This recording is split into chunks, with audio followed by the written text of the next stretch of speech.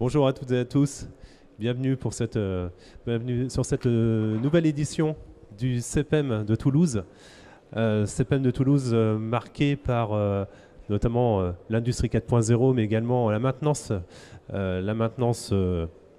traditionnelle, mais également la maintenance ouverte vers l'industrie du futur. L'industrie 4.0 et notamment à travers l'Association française des ingénieurs et responsables de maintenance, l'AFIM, qui a fêté il y a quelque temps ses 90 ans, mais qui se renouvelle avec la création d'un cluster, le cluster France Maintenance Industrie by AFIM, que vous nous présentez donc Joël Serre et Jean-Jacques Henrich. Voilà, donc ils vont se présenter et puis présenter à la fois une partie des actions de l'AFIM, mais surtout appuyer sur ce tout nouveau cluster qui est une annonce aujourd'hui inédite. C'est moi qui commence, hein? Oui, on va se mettre au milieu. Bonjour tout le monde. Donc, je suis Joël Serge, je suis représentant de l'AFIM pour la région Occitanie. Et je travaille aussi chez Airbus, je suis expert maintenance industrielle chez Airbus. Bonjour à tous, je suis Jean-Jacques Henrich. Moi je suis adjoint de Joël en Occitanie pour représenter l'AFIM. Et j'ai un cabinet de conseil qui s'appelle Valouis Conseil, en fait, qui travaille exclusivement pour l'industrie et la maintenance industrielle, dans lequel j'ai le plaisir d'animer un observatoire économique sur la maintenance, en fait, qui fait guerre les grands groupes industriels autour des grands sujets, d'où cette naissance du cluster. Donc je vais céder la parole à Joël pour qu'il vous présente la genèse et après on vous parlera plus exactement du cluster. Voilà, alors aujourd'hui on va plus parler du cluster que de l'AFIM, même si le cluster est porté par l'AFIM et c'est ce qu'on va vous expliquer un peu après. Mais l'idée derrière ça, c'est quoi un cluster? C'est un regroupement d'entreprises et on y reviendra plus en détail pour fédérer un métier et pour apporter de la valeur ajoutée sur un métier. Pourquoi créer ce cluster? Parce qu'on a fait un constat que vous allez sûrement valider ou que vous constatez vous aussi comme nous. La première chose, c'est une pénurie de compétences sur notre métier, avec clairement un manque de personnel et de personnel qualifié en particulier sur le métier de la maintenance industrielle. Ça ne touche pas que la maintenance industrielle, ça touche aussi toute la partie industrie de façon large. Mais aujourd'hui, c'est vraiment un constat qu'on a vu arriver doucement.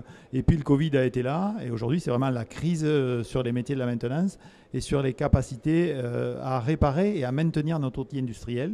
Ce qui fait que ça a apporté de l'eau au moulin de dire faut qu'on se réunisse, il faut qu'on essaie de faire quelque chose ensemble pour valider cette problématique.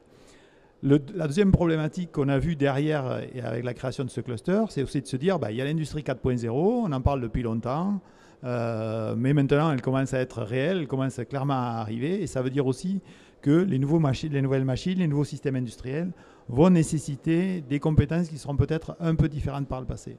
Donc dans un premier temps, on se dit il faut maintenir le système industriel qu'on a et arriver à le faire vivre le temps qu'on puisse mettre en place les nouveaux systèmes et la réindustrialisation de la France qui est dans le plan du gouvernement. Et puis aussi cette industrie 4.0 qui vraiment arrive. Et puis derrière tout ça, il y a toujours une idée générale sur la transition écologique, sur le fait qu'on a de nouveaux défis devant nous, on ne pourra plus produire comme on produisait par le passé, y compris chez nous sur les avions. Et donc tous ces facteurs-là nous ont amenés à dire il faut qu'on essaie de faire quelque chose, et on s'est inspiré de choses qui ont été faites dans d'autres industries en disant pourquoi ne pas mettre tous les industriels ensemble dans un cluster, leur demander leurs besoins et avoir des appuis par rapport à ce cluster-là, côté gouvernemental pour avoir des ressources, mais aussi développer peut-être des centres de formation et des choses qui nous touchent réellement et pour lesquelles on a des réels besoins. Voilà, Jean-Jacques va rentrer plus en détail sur cette partie-là. Donc ce cluster, je vais vous laisser voir l'écran parce que j'étais devant, il est porté par l'AFIM, il a été lancé cette année au mois de juin et on est très content d'avoir eu plusieurs grands groupes comme le nôtre qui se sont associés au cluster. Il couvre les grosses entreprises mais aussi les prestataires de maintenance, les petites entreprises. On n'a pas de limite de taille pour adhérer au cluster et pour participer à ça. Et vous allez voir, Jean-Jacques a expliqué, on a commencé à lancer des groupes de travail sur différents thèmes pour valoriser ce cluster tout au long de cette année et le dynamiser à partir de l'année prochaine. Voilà, donc c'est une branche de la FIM, mais bon, c'est plutôt la FIM étant existante depuis longtemps et connue de tout le monde, ça a été l'occasion d'utiliser la FIM comme porteur du cluster. Voilà, je donne la main à Jean-Jacques. Merci beaucoup Joël. Donc moi, voilà, je vais, avant d'enchaîner sur les slides de la présentation, oui, effectivement, remettre l'accent sur le fait que si ce cluster aujourd'hui est né, c'est parce qu'il y avait la FIM qui a 90 ans d'existence, et qu'au sein de la FIM, on a un observatoire qui permet en fait d'analyser les marchés de la maintenance industrielle en France. Alors cet observatoire, en fait, comme son nom l'indique, il permet d'observer, il permet de mettre le doigt sur les problèmes sans pour autant les résoudre. Et depuis plusieurs années déjà, eh ben, cette pénurie de compétences, ce manque de dynamisme dans la diffusion du 4.0, du 5.0, dans la maintenance, eh ben, on le voyait, on l'a illustré avec des chiffres. Et donc on a fait ce pari un peu fou en fait, avec les adhérents de l'Observatoire, hein, qui, je le rappelle, sont des grands groupes comme Airbus, comme FIV Maintenance, comme Vinci Énergie, comme Veolia, Réel et j'en passe, de dire fédérons l'ensemble de l'industrie française au sein d'un dispositif type cluster. Un cluster, je le rappelle, en anglais ça veut dire grappe, donc c'est des grappes d'entreprises. On va s'affranchir de la problématique sectorielle parce que la maintenance, en fait, c'est un seul métier avec plusieurs spécialités qui s'appliquent à des secteurs différents. Et donc on a tous pris en fait un peu notre bâton de pèlerin à appeler nos réseaux en disant ben voilà, on pense qu'il faut qu'on se mette tous ensemble parce que ça dépasse l'échelle des entreprises, y compris quand on est un grand groupe, et qu'il faut qu'on avance sur des sujets en réfléchissant, en faisant de l'intelligence collective. Et donc, voilà, après, quand on se fixe ces objectifs-là, il faut se donner aussi des ambitions. Alors, l'ambition, elle est forte, hein, puisqu'on a démarré, je ne sais pas, avec peut-être 10 adhérents. Aujourd'hui, on en a 70. Avant la fin de l'année, l'objectif, c'est d'en faire un des plus gros clusters de France avec 200 entreprises. Bien évidemment, nous sommes d'abord allés chercher les grands groupes industriels, les leaders, mais il ne faut surtout pas oublier que l'industrie nationale, en fait, c'est 90% de petites entreprises. Et donc, ce cluster, il n'est pas qu'au service des grands groupes, il a vraiment la volonté d'entraîner avec nous les petites entreprises. Et hop, la présentation a sauté. Voilà. Et donc, c'est de dire, on va permettre en fait aux plus petits de bénéficier des actions que font les grands en les mettant avec nous autour de la table. Alors, on est dans cet effet boule de neige, hein, il va arriver, ça va mettre un peu de temps encore. Et donc, on s'est fixé une ambition, c'est aujourd'hui de faire pardon Joël, juste si tu peux revenir, c'est de faire vraiment de la maintenance un pilier stratégique au service de l'innovation, au service de l'environnement, pour qu'il génère de la valeur ajoutée et de la souveraineté industrielle. Comme vous le savez, on a vécu plusieurs crises. On a vu notamment dans le domaine de la santé, en plein Covid, qu'on manquait en fait de matières de base pour fabriquer les médicaments, et parce qu'on avait tout délocalisé. Donc ces industries vont revenir. Aujourd'hui, il faudra assurer d'avoir les compétences pour les faire bouger. On a le domaine, avec plus récemment la guerre en Ukraine, du manque de souveraineté dans l'énergie. Alors nous, la chance qu'on a, c'est qu'on a le nucléaire, hein, mais nos copains allemands, c'était pas du tout la même chose. Et ils l'ont eu plus dur. Donc voilà. Ensuite, on s'est fixé un slogan. Hop, je veux bien voilà. Le slogan, c'est « Maintenons notre avenir ». Aujourd'hui, si on regarde tel qu'évolue l'histoire industrielle telle qu'elle s'écrit aujourd'hui en France. Vous savez qu'on a vécu une grande période de désindustrialisation où on a délocalisé. Et même si on va relocaliser un peu, il ne faut pas rêver quand même. Hein. Il y a des trucs qui sont à trop faible valeur ajoutée, qui vont rester peut-être moins loin de chez nous. Hein. Ils seront peut-être moins en Chine et plus dans les pays européens de l'Est. Et c'est de dire, en France, le constat, c'est que quand on regarde les nouvelles usines qui se créent, en fait, ce sont des unités de production qui sont beaucoup plus petites, avec une intensité capitalistique par tête beaucoup plus importante. Donc ça veut dire quoi? Ça veut dire que ces usines-là, aujourd'hui, elles intègrent beaucoup plus de technologies à l'intérieur des équipements de production. Et ça, c'est quelque chose que vous constatez tous, notamment, il y a un salon aujourd'hui où je n'arrête pas de voir du digital.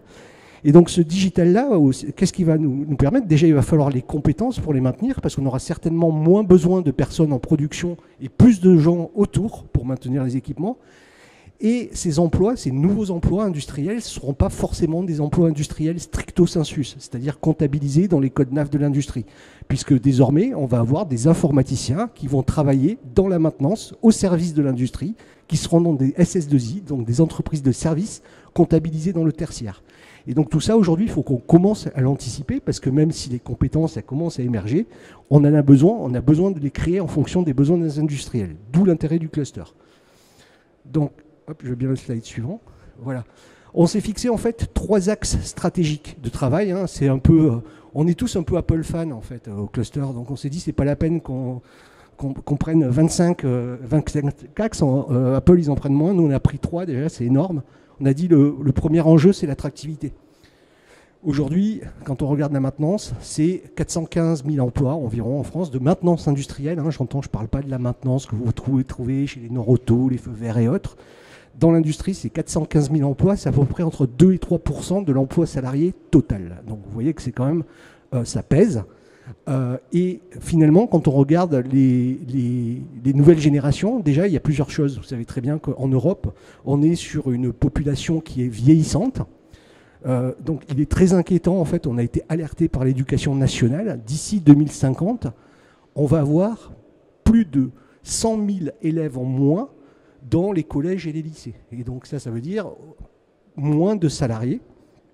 Et ces salariés, en plus, quand ils vont sortir, il y en a 8 sur 10 qui choisissent le tertiaire plutôt que l'industrie. Donc sur 10 jeunes diplômés, il y en a 8 qui vont aller dans des métiers de service et 2 qui vont aller dans l'industrie. Et ces 2-là, dans l'industrie, ils ne vont pas forcément aller dans la maintenance parce qu'il y a plein de métiers dans l'industrie. Donc comment on fait, nous, pour leur expliquer, aujourd'hui, la maintenance industrielle, c'est vraiment un des métiers à venir de l'industrie, parce que dans la prod, finalement, si on se projette très loin, on aura des robots, on aura des machines et tout ça, mais il faudra des hommes pour les maintenir, pour les programmer, pour les trucs. Et donc, travaillons sur la dynamique de l'attractivité. Qui dit attractivité, c'est offrir des compétences. Alors, il ne faut pas vendre la mariée plus belle qu'elle ne l'est. On va avoir encore pendant de nombreuses années besoin de gens en bleu avec un tournevis à la main qui vont se faire des taches de graisse parce que tout ne va pas disparaître. Donc après, c'est des choix de chacun. Il y en a qui aiment ces métiers-là, qui sont des métiers nobles, hein, encore une fois, mais on va avoir de plus en plus de gens qui vont aller tapoter derrière des claviers, qui vont faire des réglages sur des outils complexes. Et donc, c'est quoi les compétences dont les industriels ont besoin? Et donc, l'idée, c'est de faire venir les entreprises et dire, dans vos process, que vous soyez dans la pharma, que vous soyez dans la chimie, que vous soyez dans l'énergie, que vous soyez dans l'automobile, dans l'aéronautique, c'est quoi les besoins? Encore une fois, la maintenance, un seul métier, 20 spécialités. On va les trouver dans tous les secteurs, appliqués à des process différents.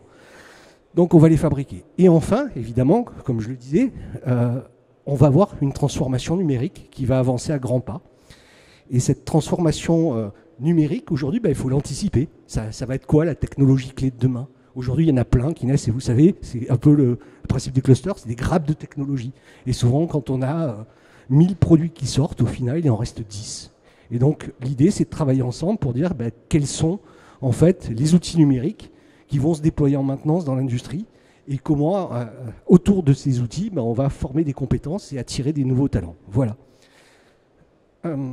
Donc, tout ça pour vous dire, le cluster, il a bien avancé, en fait. Hein, c'est quelque chose, en fait, l'idée, elle a émergé l'an passé, au mois de juin. On a fait une première réunion de lancement le 16 mai 2024, où vous voyez, on n'était pas très nombreux. Alors, on n'est pas plus nombreux sur la deuxième, mais entre-temps, il y avait beaucoup d'adhérents. Et donc, vous voyez sur cette photo, on voit d'ailleurs Joël, qui est très beau au premier plan sur la photo. Vous avez Réel, Airbus, Safran, FIV, Vinci Énergie, Veolia sur la photo. Et donc vous voyez ensuite en dessous, en fait, toutes ces entreprises qui nous ont rejoints. Alors la liste, elle est déjà plus à jour, en fait, hein, parce que chaque jour, on a des gens qui nous rejoignent. Et donc suite à ça, on a lancé notre première réunion de travail. Et la première réunion de travail, elle a eu lieu le 28 juin 2024 chez Petro-Ineos pour qu'on se structure. On a mis en place 2 commissions de travail. Une commission qu'on appelait transformation numérique, où on a des experts industriels, Joël par exemple, qui nous envoie en plus des compétences Airbus, des experts en digitalisation. On a les monsieur digit des plus grands groupes qui sont autour de cette table, mais on a aussi des tout petits. C'est ça qui est chouette, on a des petits chefs d'entreprise qui ont des entreprises digitales et on les fait travailler avec les grands pour faire émerger les grands sujets. Et alors, ces grands sujets, bien évidemment, à un moment donné, on a distingué 2 types de sujets. L'autre commission, après j'en parlerai brièvement, elle fonctionne de la même manière. Les sujets dits matière grise, dire en fait on n'a pas besoin de sous pour le faire, ce projet. On a juste besoin de réfléchir ensemble. Encore une fois, intelligence collective.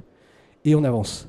Et ensuite, on a des projets beaucoup plus ambitieux, ce qui va me permettre de faire le lien avec la commission attractivité, où il va nous falloir de l'argent. À un moment donné, il va bien falloir dire aux jeunes que la maintenance, elle existe. Sauf qu'avant, on faisait un spot TV à la télé, sur le prime à 20h. Aujourd'hui, ça ne fonctionne plus du tout comme ça, si on veut toucher les jeunes. Il faut aller sur les réseaux sociaux, les TikTok, les Instagram et autres, je ne les connais pas tous.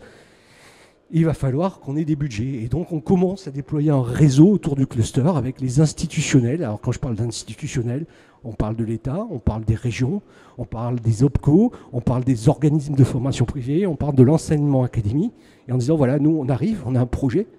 On est déjà allé les voir, ils nous ont dit, venez nous voir avec un projet, on vous donnera l'argent pour le réaliser. Et donc, à nous maintenant, notre challenge dans la commission, de sortir les projets finançables. Alors, hop, je veux bien le dernier slide. Voilà, donc, pour qu'un cluster fonctionne, il faut qu'il y ait une organisation. Et nous avons un premier président du cluster qui est élu pour 3 ans, qui s'appelle Kevin Pierre-Émile, qui est le président du cluster, évidemment, mais qui est également le CIO de la société FIV Maintenance, donc un maintenancier pur. Et à côté de ça, on a, vous voyez, des gens qui nous aident comme Miguel, qui est le directeur maintenance d'une raffinerie qui s'appelle Petro-Ineos, qui est à la Vera pour ceux qui la connaissent, et qui nous apporte aussi des supports, qui nous aident à réfléchir, qui nous mettent en place des moyens.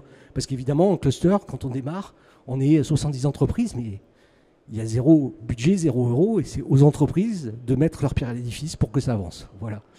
Et après, je crois que, hop, voilà, l'organigramme, donc ce que je disais, un président, une DG, qui s'appelle Fatima Jaël, qui est une personne exceptionnelle, que j'ai rencontrée au tout début du projet, et j'ai dit, on te veut, toi, pour être la DG. C'est une femme de cluster, c'est une femme de réseau, elle nous permet d'avancer à grands pas, donc elle n'est pas là, mais je veux la féliciter. Et voilà, et après on a des commissions. Alors les commissions, vous voyez, pour l'instant, alors moi je suis sur aussi, avant sur la suivante de slide, hop, sur la slide suivante, je veux bien. Voilà, les commissions de travail, en fait, voilà. Donc vous voyez, on a les premières commissions. Alors bien sûr, tout ça va s'élargir au fur et à mesure et va vivre. Là, on est sur la commission attractivité, avec les premiers industriels contributeurs. Donc vous voyez, Safran, Steph, la logistique du froid, Quaternaire, c'est un cabinet de conseil, Veolia, Lafim, Petroneos, Réel, Bouygues, Ovalitech, c'est quelqu'un qui est du côté de Tarbes, si je ne dis pas de bêtises, une petite entreprise de maintenance.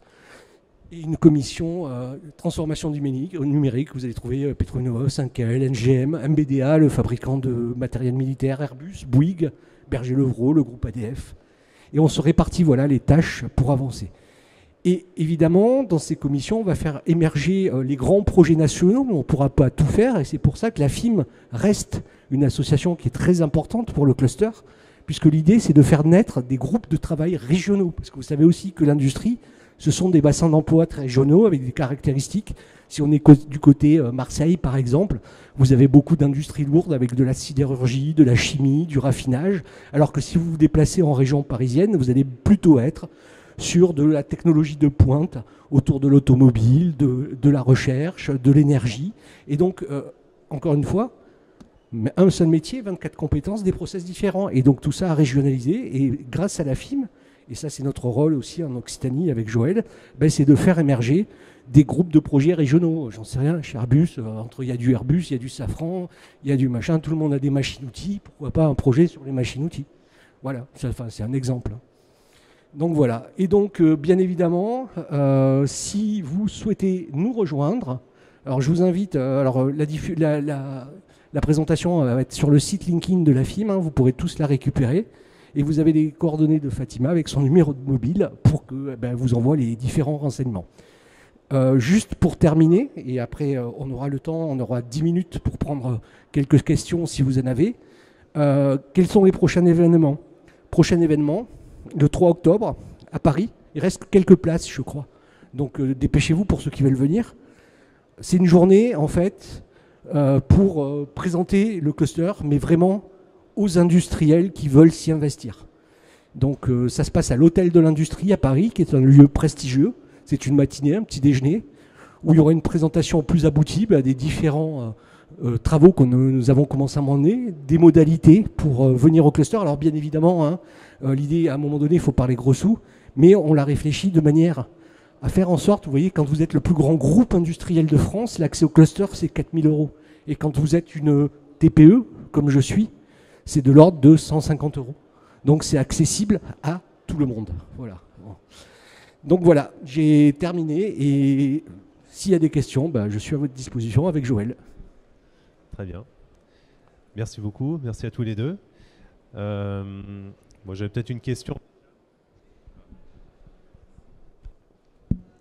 C'est bon. J'ai une petite question. Comment va se positionner le cluster au niveau européen? Est-ce qu'il y a déjà une...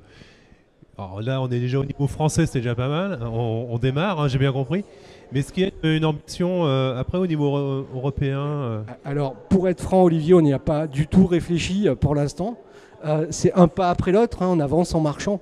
Déjà, l'idée, c'est de consolider les compétences maintenance sur notre territoire, sur les usines qui sont sur notre territoire. Mais bien évidemment, si on prend une entreprise comme Airbus, ils ont des usines un peu partout dans le monde, en Allemagne, aux États-Unis, en Chine. Et donc, forcément, quand on aura avancé un peu, la question va se poser, comment on réplique ce qu'on a fait sur le territoire national pour que ça s'intègre. Alors, on est plus dans l'esprit France. Hein. Encore une fois, on est là pour défendre notre industrie française. Donc, mais ces grands groupes qui sont à l'international, bien évidemment, pourront utiliser les actions du cluster pour les déployer dans leurs usines dans le reste du monde. D'accord. Est-ce qu'il y a une question particulière? Qu'on rappelle bien aussi, peut-être l'un de vous deux peut rappeler aussi le précaré de la FIM, donc l'association d'un côté et le cluster de l'autre. Ce n'est pas la même chose, même si le cluster a été créé par la FIM. Juste un petit mot peut-être sur les actions de la FIM.